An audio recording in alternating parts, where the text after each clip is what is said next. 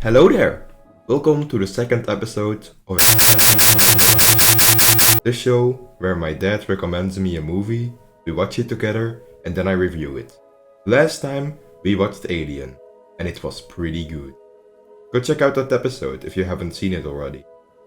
So for this video, my dad told me that we were gonna watch The Big Lebowski. That's a big deal, because it's like his favorite movie of all time. My dad once printed out a "Is this your homework, Larry?" shot, framed it, and hung it up the wall. It has been hanging there for years. That's how much he loves this movie. So we watched it, and it was good. So The Big Lebowski was made by the Coen brothers.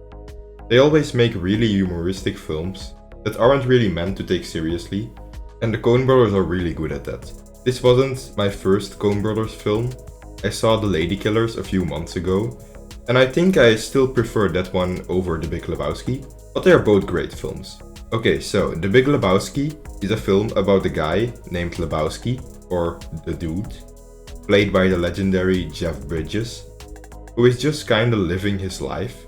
But then some random guy breaks into his house and pisses on his rug, which is not done, because they really tied the room together. So the dude goes on an adventure to replace his rug, and he ends up in a big conflict between a lot of dangerous people. I'll start off with my problems with the movie, and after that we'll talk about all of the good things. So my biggest problem with The Big Lebowski is that the story is way too complicated.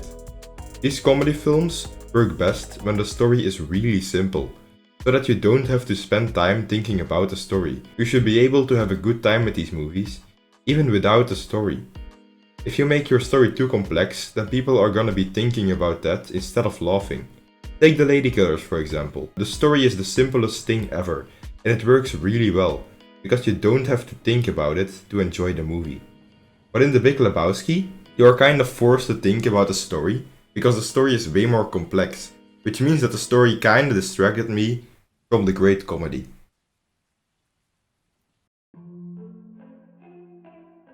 I also think that there are way too much characters. The movie just shows you a new character, makes one joke with that character, and then the movie forgets that that character exists, and the character just disappears. That happens over and over again, and it also kinda distracted me from the great comedy, because every character needs a plot reason to be there, so the story keeps getting more complex as the movie goes on. I know it seems like I don't like this movie, but I do, I promise. Time for the good stuff. The comedy in this movie is legendary. Every joke, even the ones that come from the small characters who appear once and then never come back, is fucking hilarious. The dude, Walter and Donnie all get their time to shine, and their jokes are just amazing. I think my favorite joke was a running gag about Walter and Vietnam. I also loved his amateurs joke, and just every other joke he made. Everything about Walter is just fucking perfect. I think Walter is one of the best comic relief characters ever made. He's better than Seuss, better than Dustin, better than Todd and Mr. Peanut Butter. He's even better than Hoodie. He's on the same level as character actress Margot Martindale. Do you know how big of a compliment that is? I'm sorry Mr. White, but you're not the best Walter in fiction anymore. I need a Walter spin-off. Please Coen brothers, make it happen. I think humor, comedy, and funny moments are incredibly important in storytelling. And most people don't realize it. There are a lot of people who just think about the annoying Marvel quip humor when they think about comedy in film. But comedy is really important for a movie's tone.